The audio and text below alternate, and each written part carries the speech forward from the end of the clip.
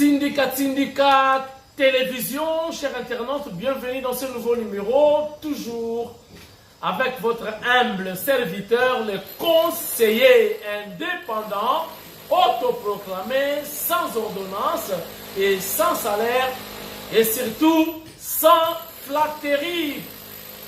Caribou, Boya Malamu, Louisa Kiambote, numéro Yassika, Lelo début à week-end, Tobandi Masolo, Bossepela, n'a souhaité bien déjà bon début de week-end dans Tindika Télévision. Chers internautes, émission Yalelo, Tozoa moi déjà, sommaire, Bolimbisa, ce qui vous a bruit, voisin la mission dans le chantier, Baza Kotonga, donc toi on a choisi, ce qui vous a dit, émission et vous salamati. Chers internautes, polémique et Magina Kinshasa, que le chef de l'État a promis à réaliser. Basketteur Nabiso, il y a RDC, Babima qui est champion d'Afrique. 3 ans après, le chef de l'État a Kokisi Malobanaye, Bazui Mituka, il y a cher, il a coûté plus de 40 000 $ américains. Chers internautes, ambassadeur Yassika, Barouti Koya, une lettre na créance pour Mokonzamboka, aye a informé que voilà tel pays, Batindi, ambassadeur Yassika, Oyo, bako exercer mission bango diplomatique en RDC, Bogota la image na émission.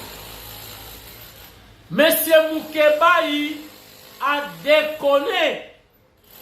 Naza ko recadrer na émission lelo bozala calme.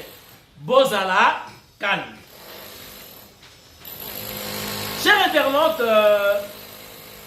na niveau international, Italie, na France, Italie, il a accusé France que bala pour recoloniser Afrique. Na ba comportement na bango, d'abord on va faire exemple zone franc. Pays et belé Afrique, un pays souverain, indépendant, mais si le Baliaka, France CFA, on est contrôlé par des Français. Copyright, on a le comité de pilotage des entreprises de l'État. Donc, copyright, n'a qu'à y attribution actuelle, on a bakiseri son excellence, Nana Manoni na Cuba. Entreprise nyonso ya l'État Nana Manouani na Kiumba ministre près du président de la République Lissou Fachi au féminin Lissou le chef de l'État a commis une attribution ya Sika pour contrôler et quota la rapé entreprise publique to entreprise nyonso ya l'État. Il faut dans l'information aye ba ila kotambola ndenge nini après ça rapport et pas ya chef na direct chef de l'État. Toyokani, bota la image na émission lilo. Chers internautes, Perol Warawara na yebite alien nini abandi kolobela président que président Kokende akomi kosala ba comparaison entre Fachi, Mobutu, Kabila. Non, Perol Wara yotalaka Katumbi ton patron. Émission ebandi. Nakoyebi Sabino avant la kota na kati ya ben ya émission ya lelo boye bayango d'ici mois de décembre beaucoup palpé voulais-je dire ba réalisation ya chef de l'État ndaka mwasi na sur terrain nazomona makambo ebele ba émission mususu to le tindika te parce que l'émission mususu de l'État en clair oyo toloyi ndambu to tshela kana tindika pe bomonaka. Chers internautes, to bandi na lisolo ya ba basketteur ya Congo ya 2019 3 ans jour pour jour chef de l'État Fachi Beton Fumodi Tunga a yambaki bango a félicitaki bango a prometaki bango ayebisaki bango kopesa bango mituka en titre ya kopesa bango courage pour continuer pour balongoli biso soni bazu Coupe d'Afrique ils ont battu drapeau il y a sport dans Afrique. Chers internautes, boyebi kelali administration. Mokonzi mboka azaka lokola nzambe ya se. Lokola papa abotiyo. Akoyo lakayo lelo mais il se peut que basala ki ba commande ya mituka le temps et komaka et na moi retard. Bas spéculation, polémique, ba racontar, ba boba, ba tout ba loba qui m'a bé pour la problème de chef de l'État. Y compris quelques athlètes oyo bazalaki na équipe wana ba musu il semble que basali ba émission ba beti basona ba balabala ba critiquer chef de l'État et enfin mieux vaut la fin d'une chose que son commencement. C'est la fin qui justifie les moyens. Chef de l'État a honoré parole naïe ba pesi bango 16 jeep pimpant 9 au étambolate 0,000 km. Sikoyo, polémique, et sili, to et siliti. Congolais, hermoko patience, to zalakana moti. Namilongolite. Patience, et zalakabiso. Mokondia lakio. Et ça, la kola nzambe mta lakio. Abo salite, ayebi. Déjà, à chaque fois que le chef de l'État a laka, alors promettre, il y a déjà à côté Bakomaka, pe rappel la cahier. Mais commande et salamaki. Mais, Bato Bamoni qui oumelaki 3 ans après, Bamoni a moulaï. Mais les loyo, ma il a mis sur le bango et kaoki. C'est quoi pour le bani? Pour aussi un fatigue béton, merci. À mon avis, il y a un chef de l'État, il y a mon côté où tu as payé pour je crois, il y aura déjà dans ma toy, ma réclamation, ma spéculation, ma pleurs, il y a ma clette. À mon avis, ça n'engage que moi. Je crois chef de l'État, à ces plaques qui sont sous la politique là congolais, n'a promettre, n'a réalisé, bango pressé, ba lobby, ba sali ba interview, ba lobby trop, ba leli, ba critiquer. Il y a un chef de l'État Tindaki, directeur du cabinet. Après ça, on va tout. Dans le but que ça bongo. Et la lobby nga mutu na kanisi. Chef de l'État a pesi bango ba jeep, mais il y a zala kité et pesa maki na maboko ya Guilain Niembo, wala li directeur ya cabinet ya mfumu Waditunga. Entre-temps, chef de l'État a yamaki ba nouveau ambassadeur au ba na ba lettre na bango ya créance ba benga bango, c'est-à-dire pays na bango et tindi bango va exercer mission dans le domaine diplomatique à la RDC. Bottez la en image et on se retrouve tout juste après pour la suite de cette émission. Tindika, il y a vendredi à Lilo, Bisonabino, Nzoto Nanzoto, bon appétit. Regarde.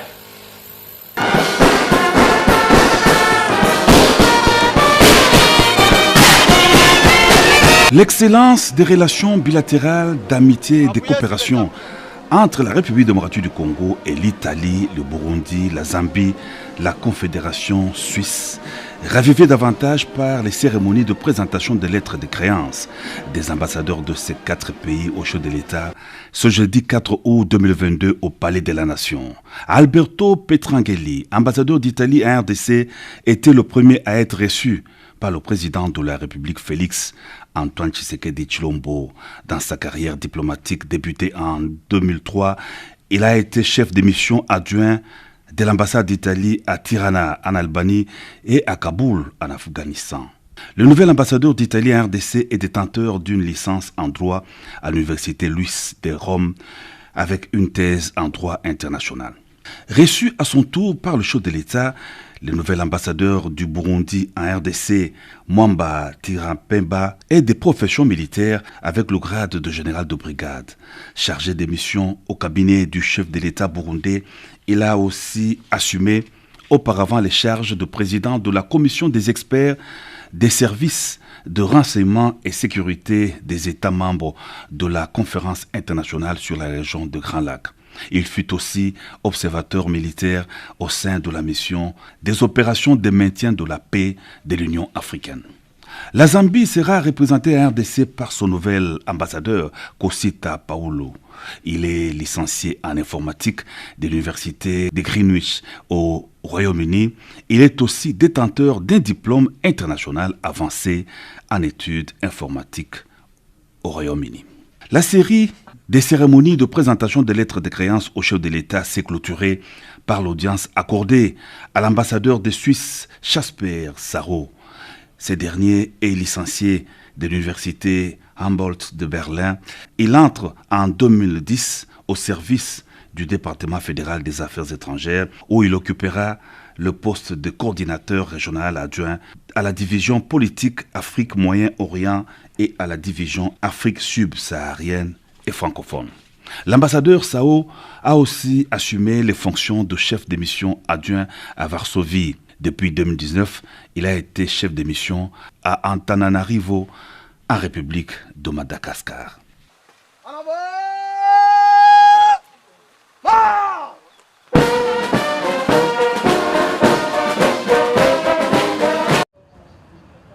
Ils avaient fait la fierté de 80 millions de Congolais en remportant le championnat d'Afrique de basketball en 2019.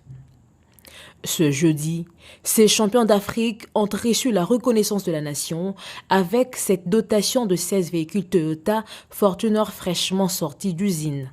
Les 12 joueurs, les 2 entraîneurs, leurs médecins et le manager de la fédération ont reçu chacun des mains du directeur de cabinet du chef de l'État, Guilain Nyembo, en matérialisation de la promesse leur faite par le chef de l'État, Félix Antoine Tshisekedi Tshilombo. Ce jour est finalement arrivé. Comme vous le savez, les chefs de l'État vous avaient promis des véhicules. Et aujourd'hui, nous sommes heureux de vous accueillir. Il aurait bien voulu lui-même être là et faire ce geste. Mais bon, les devoirs sont énormes pour le chef de l'État.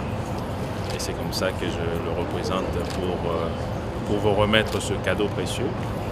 3 ans après leur sacre, les champions d'Afrique 2019 n'en croient pas leurs yeux. Ils n'ont pas tari d'éloges au chef de l'État pour le respect de sa parole. Je vous prie, Monsieur le Président, d'accepter nos remerciements. Parce que ce que vous avez fait aujourd'hui, pour nous les basketteurs, là je parle en tant que tous les basketteurs congolais, que ce soit ici au pays, à l'extérieur, ça a beaucoup boosté nos jeunes. Moi en tant que basketteur, je vous dis sincère, merci Monsieur le Président. Je suis vraiment ému par rapport à ce geste qui a été fait. Je crois que le chef de l'État a donné une image pour tous les sportifs congolais, que tout celui qui rendra fier cette nation, la nation saura comment le récompenser. Saisissons cette occasion pour vous dire sincèrement merci, parce que finalement la promesse du chef de l'État s'est réalisée. Nos athlètes sont ravis et nous, membres du comité. Nous saisissons cette occasion, monsieur le directeur de cabinet, pour vous dire que la promesse du chef de l'État de remettre champion les Jeeps qui sont là a boosté pratiquement ces jeunes gens, parce qu'aujourd'hui, le ministre de Sport qui est à vos côtés vous dira que cette équipe nationale est qualifiée pour la dernière fenêtre des éliminatoires de la Coupe du Monde qui va se jouer en phase aller à partir de ce 25 août à Tunis, et l'équipe s'en ira en stage le 14.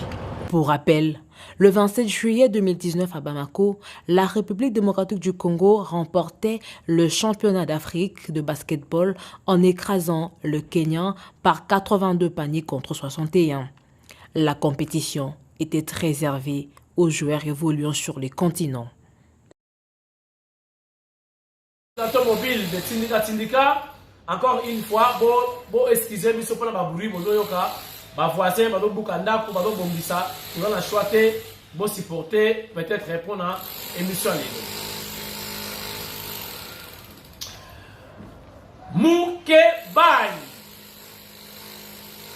Mouke Baye. Mouke Bayo. Mouke Baye.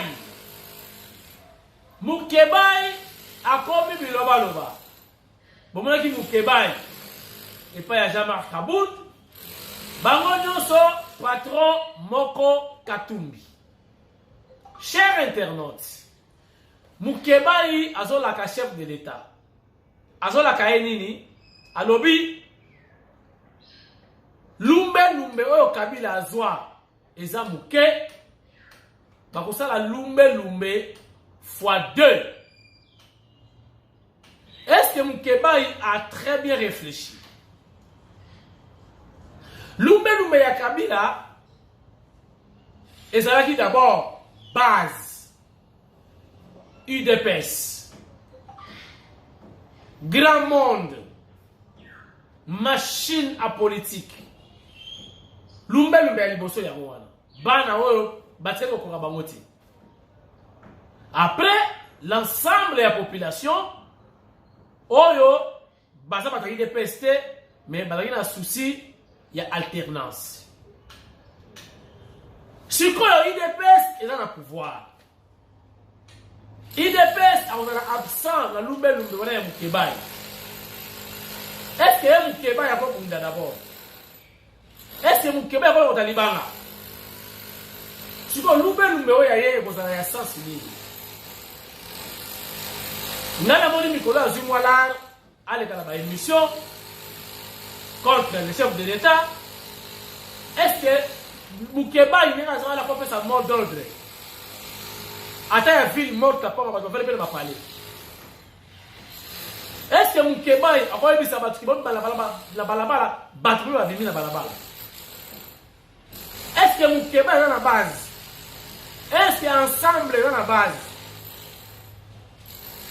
Moi je ne pense pas. Et Zaka a vertige. Biloba. Puis on dit, hein, dans la vie, on a les lois. Ce qui, on a na moisi, maman va dire ça biso.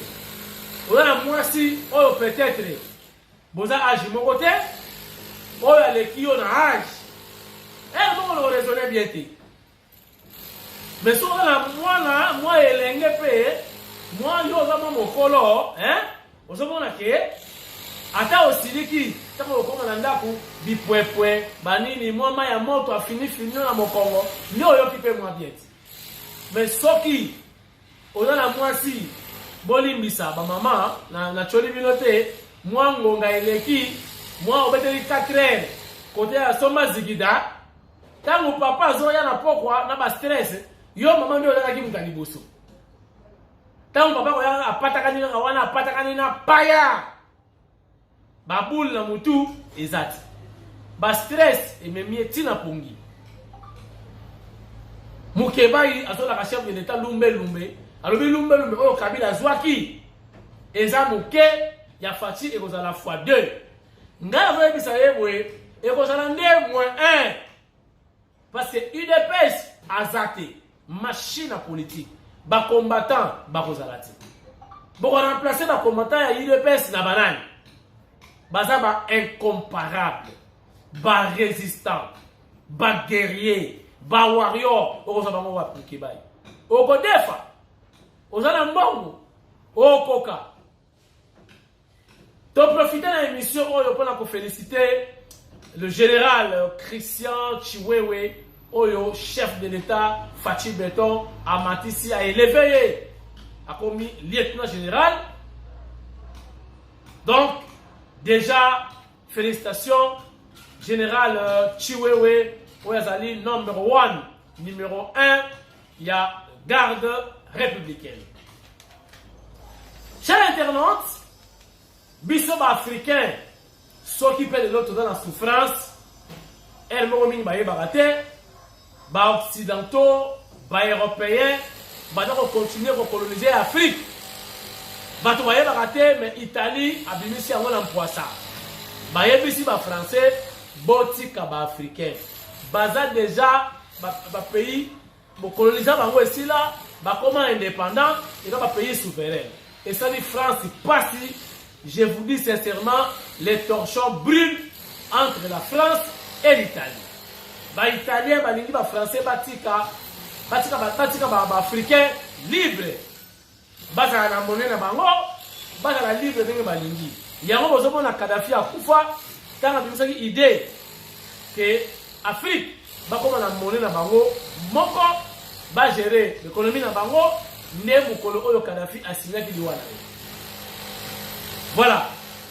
Chers internautes, dans le cadre de l'attribution, il y a son excellence Nana Manuanina Kiumba Funumbuku Moulonge Shua Kalasa Océan Fachi au féminin Mokonzamboka Abaxela qui est attribution, c'est-à-dire l'ismo ya Mokonzamboka Moko Bapesi Manuanina Asala ka surveillance contrôle.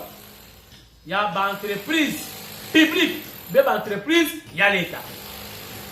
Son Excellence a ouélité la hausse au régime des eaux. Non. A bandi na copyright.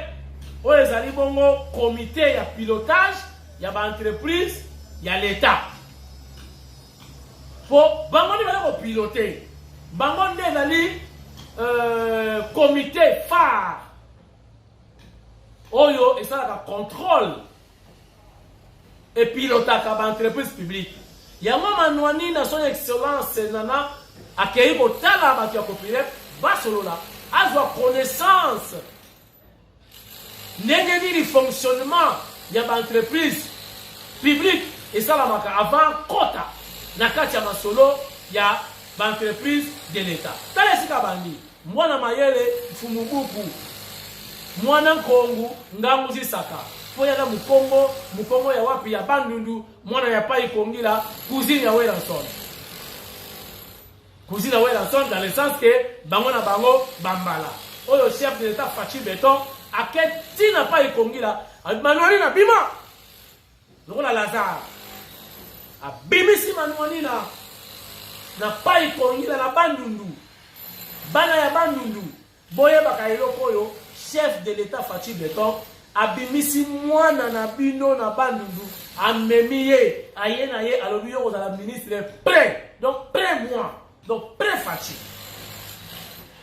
azui muluba te azui muswahili te azui katange te bon katange aza déjà kuna directeur ya cabinet balobi yo pe manuani na bandundu zarawa prêt le président de la République bota la visite descente ya son excellence Nana Manuanina na copyright ndenge lekaki ezalaki lobi tochango lelo na tindika regarde.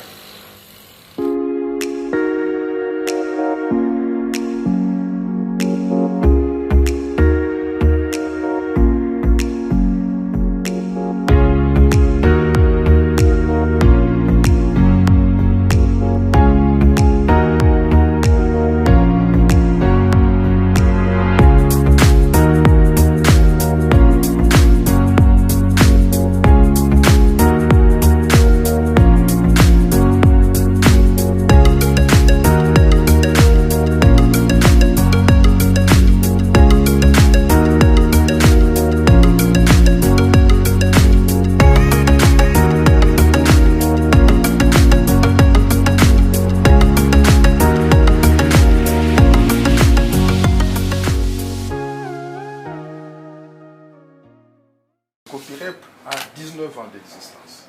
Et comment vous conservez, à part le fait que vous avez les durs, nous avons vous avez déjà informatisé nous avons le support informatique. Vous avez votre site où on peut tout retrouver? Nous avons notre site, le www.copyrep.cd. C'est d'ailleurs ce site que nous avons utilisé dernièrement lorsque le chef de l'État nous a demandé de recruter des mandataires à la SNEL et j'ai des autres. C'est sur ce site-là que nous avons posté des avis.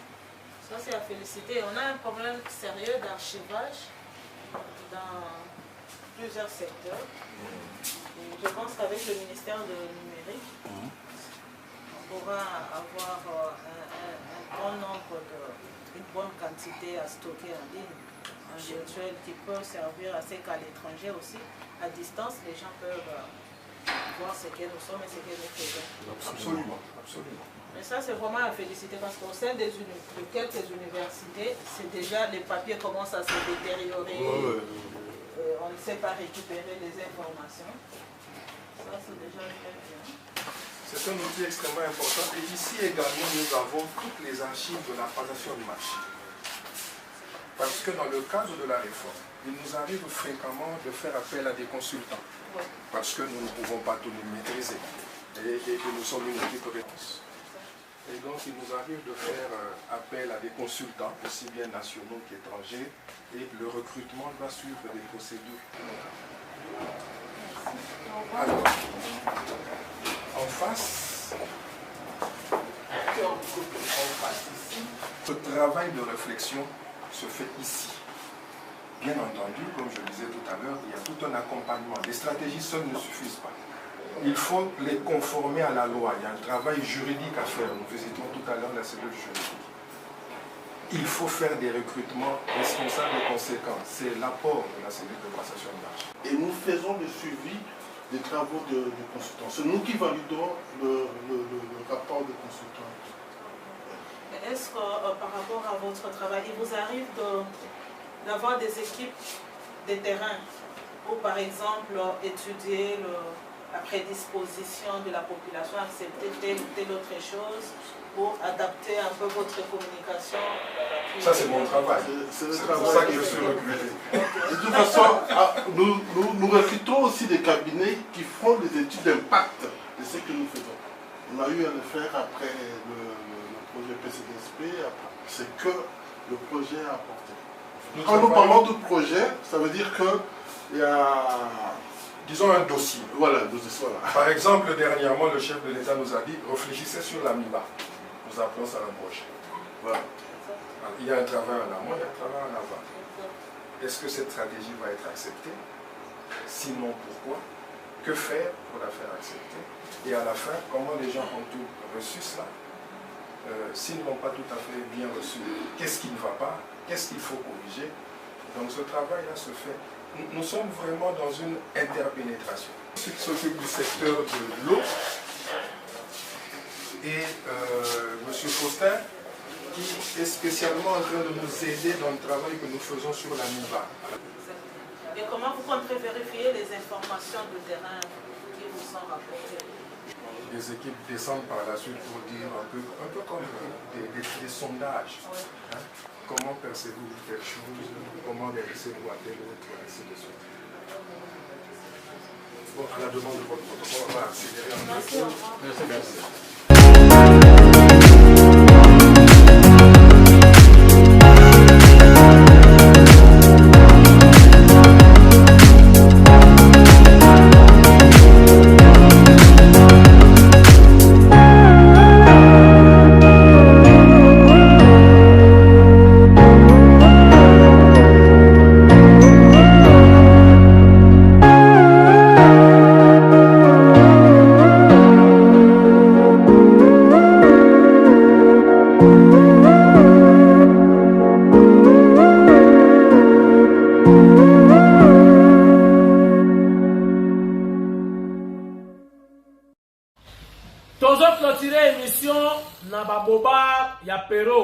Pero le warawara.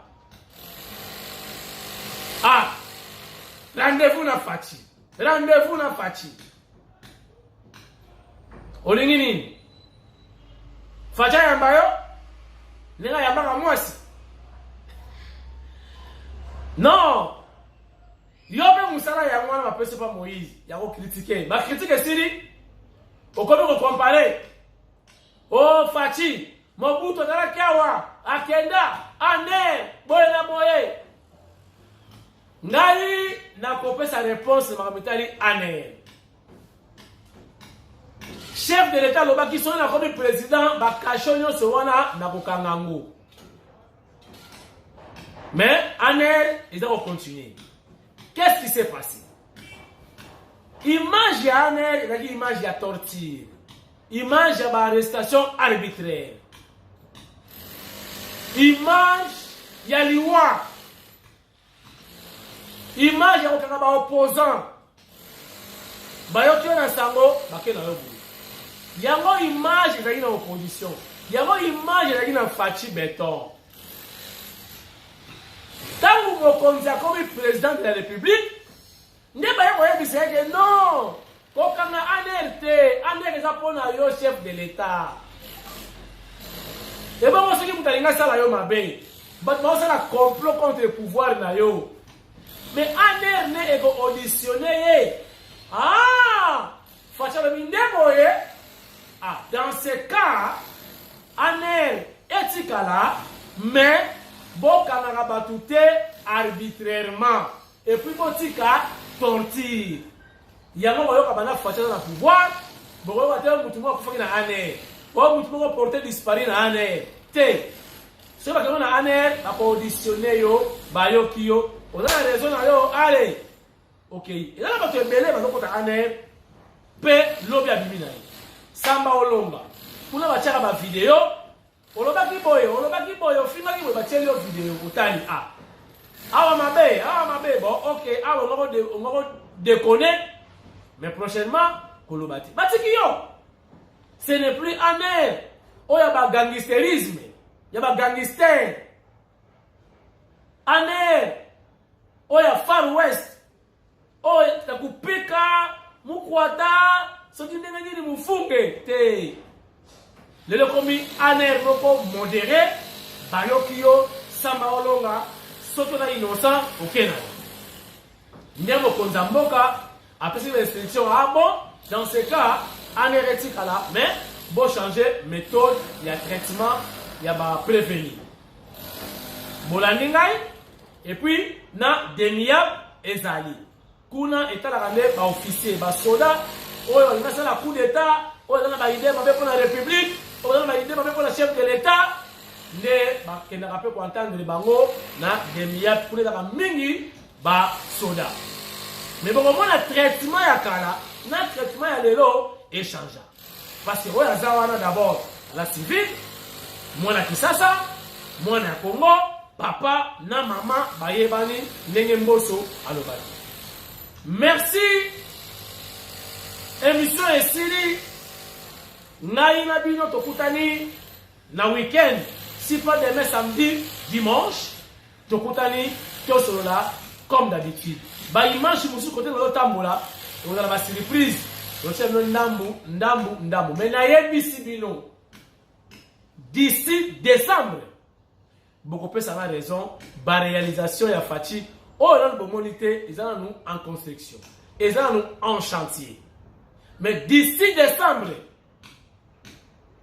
ekozala makambo mais bana ya ngiringiri bozala bata liboso bakoyebisa Fachi to asakidila mpo na ngiringiri banzela béton asphalte tala banzela babongisi na ngiringiri okoti boye makadamu obaluki boye béton oye boye outi bana lokoti ngiringiri okie boye kasavubu okoti boye kalamu oye obimi kuna bumbu somo tokosala nde mwa documentaire mwa moke ndenge banzela nyonso esalami na ngiringiri tolakisa bino misala ya Fachi Béton. Merci ngai na bino tokutani week-end samedi ou dimanche bozala bien to continuer kozala soudé to soutenir Fachi Béton belle élection na nikoya to pesa ye mandat mususu po a matérialiser vision na ye nyonso azokanisa atika ba véritable bidimu pero noara kolaka Fachi mabete koloka ete Fachi akokende mais akokende ndenge ozoloba te akokende kitoko mpe akokima te tozala bien tobengana toasakidila wabuni malaba dilolo